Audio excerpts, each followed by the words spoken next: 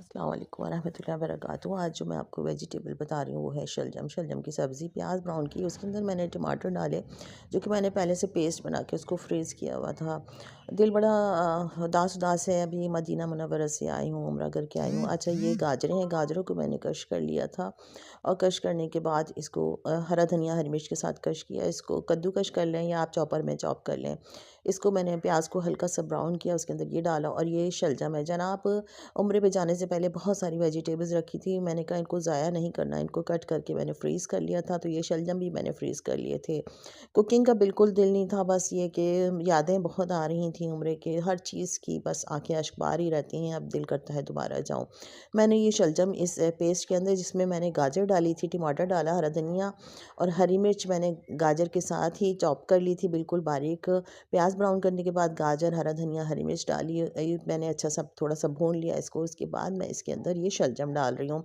मतलब यकीन जाने जिन लोगों को शलजम से नफ़रत है ना, वो ये शलजम एक बार खा लें, ठंडी ठंडी सर्दी और उसके अंदर गरम गरम धुआं उठते हुए शलजम शलजम की सब्ज़ी, ज़बरदस्त मज़ा आ जाएगा। आप बेसन की रोटी के साथ खाएं, आप इसको मकई की रोटी के साथ खाएं, आप इसको जौ की रोटी के साथ खाएं, जिस रोटी के साथ चाहे दिल खाएं। बहुत ही लाजवाब और लजीज सब्ज़ी होती है ये।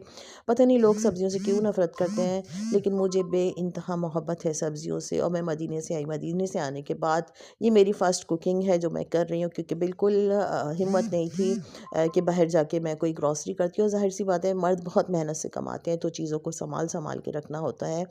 अल्लाह का रिज़्क है, ना कि इसको ज़ाया करना है। तो जो चीज़ मैंने फ्रीज़ की हुई थी वो मैंने पका ली आज, लेकिन गाजर मैंने फ्रेश थी, उसको क्रश किया, उसके साथ हरा धनिया हरी मिर्च को भी क्रश किया। रेसिपी आपके सामने है, बहुत ही लाजवाब सब्ज़ी बनती है। ये वाइट वाले जिनमें हल्का हल्का सा पर्पल सा निशान होता है ना शलजम, जो बगैर पत्तों के होते हैं, ये वो शलजम है। इनकी बुनाई कर ली, इसमें 3 अदद हरी मिर्चें मैंने डाल दी। कुछ हरी मिर्चें मैंने गाजर के साथ भी चॉप की थी। अब मैंने इसके अंदर नमक डाला। नमक डालने के बाद इसके अंदर देखिए बहुत ही कम कम मसाले डलते हैं, तो इस चीज़ का अपना फ्लेवर, अपना टेस्ट होता है सब्ज़ी का।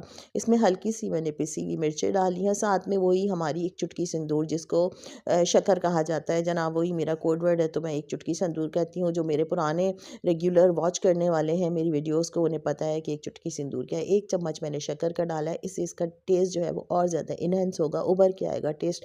इतने लाजवाब ये शलजम बनते हैं, यकीन करें। इतनी ज़बरदस्त सी सर्दी हो रही है और इतनी ठंड हो रही है कि कुकिंग करने में ना बस ना पूछे, चूल्हे के पास खड़ी हुई, लेकिन मज़ा तो आ रहा है।